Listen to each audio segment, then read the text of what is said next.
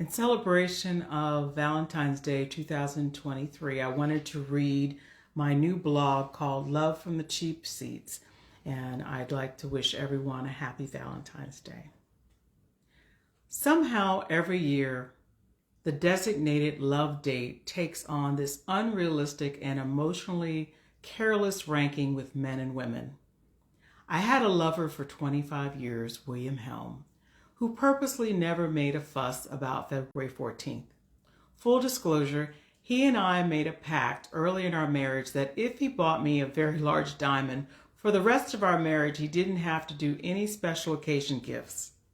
He always did anyway, but he knew he was covered with our pact. In reality, William loved me every day, and he felt one day, February 14th, was totally not enough to express his love.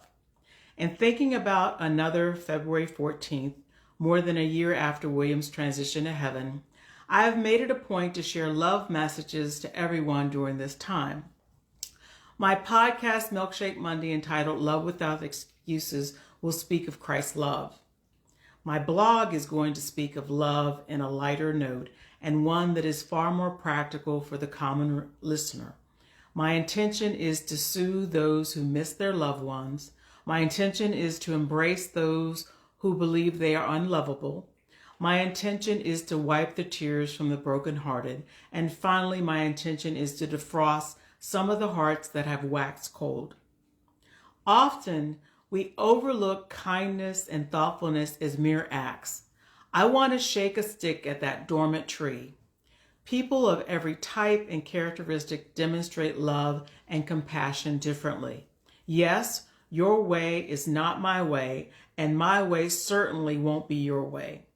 Hey, modern day cavemen, acts of love aren't always heart-shaped balloons, dozens of roses, pounds of chocolates, jewelry boxes, or a romp in the sack.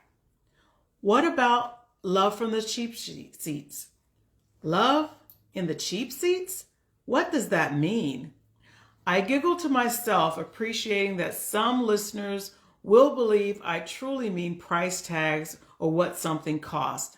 I have no thoughts of financial or demeaning or comparing gestures of kindness with things with any kind of price tag. The most precious things close to our hearts have nothing to do with sales tax or stores. I recognize that most listening to my words don't view love with magnifying glasses or judge on intentions of anything beyond price tags. In the training to see the heart, you and I collectively need to measure love apart from dollars and cents. The trappings of fine things have caused many a foolish leap into an abyss of messed up intentions. Price tags don't denote the core of one's heart.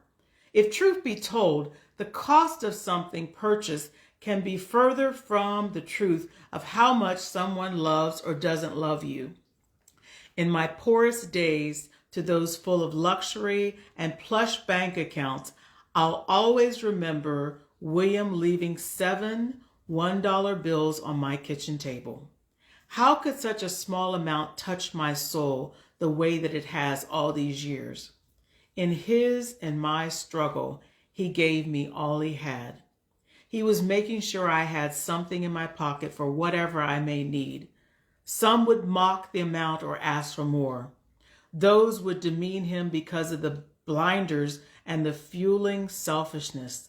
Selfishness is not a 4-letter word, but can be far more damaging to a lover's heart and mind. I knew this man's heart, a heart of love and kindness. Those $7 demonstrated a heart of love on full display for the love he had for me. He gave sacrificially, and many in one's lifetime will never have a knowledge of how someone could love like that. There is not a year that goes by that I don't remember those dollars on the table. Not a year I don't speak my gratefulness to God for allowing me to experience such great love. Those dollars warm me and will warm me until my dying days.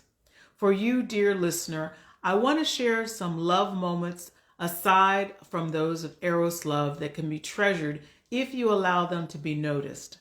Let me level set and be the first to share that love does not have to be romantic in nature. Human kindness and caring for another is just as important as acts of eros love. Lovemaking and ecstasy have their place, but connecting and appreciating kindness outside of a fleeting sexual intimacy are just as impassioned. Our needing to connect one to another outside of romantically is valuable to the soul and our hearts. Let me pass along my magnifying glasses to help you see more clearly. When my postal carrier brought my packages or my mail to my door when she knew of the sickness and exhaustion of caregiving, I found love from the cheap seats. When I saw my neighbor take my trash can back to the side of my house when it was raining, I found love from the cheap seats. When the security guard found my keys and let me know they were safe at the front desk and I could continue my workout, I found love from the cheap seats. When I received chocolate chip cookies delivered at my door for helping out an elderly neighbor, I found love from the cheap seats. When my friend called me to check on me when I had COVID during my birthday, I found love from the cheap seats. When I got called to ask how I was holding up after Rev's passing, I found love from the cheap seats. When I look at my office wall and see my daughter's note to say, "Mom, you are never alone," I found love from the cheap seats. When my four-legged son jumps like a crazy lunatic whenever I come home from anywhere, I found love from the cheap seats. When I go to the deli and the clerk makes a change in my order to save me money, I found love from the cheap seats. When I get samples of body lotions or surprise doodads from my fellow church members just because, I found love from the cheap seats.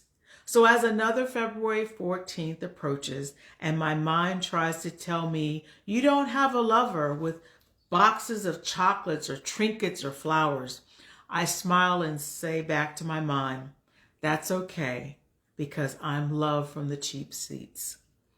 Happy Valentine's Day. With love from the cheap seats, Anita. God bless you.